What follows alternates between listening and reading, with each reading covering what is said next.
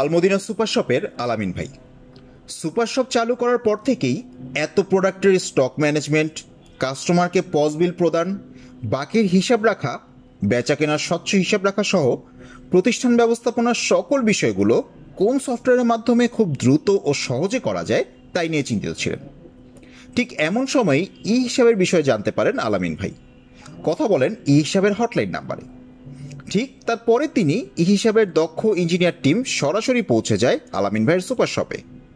তার প্রতিষ্ঠান পরিচালনার সিস্টেমগুলো বুঝে নিয়ে ই হিসাবের ইঞ্জিনিয়ার পুরো সফটওয়্যারটি সেট আপ করে আলামিন ভাই ও তার সহকারীকে পরিপূর্ণ হাতে কলমে ট্রেনিং প্রদান করে।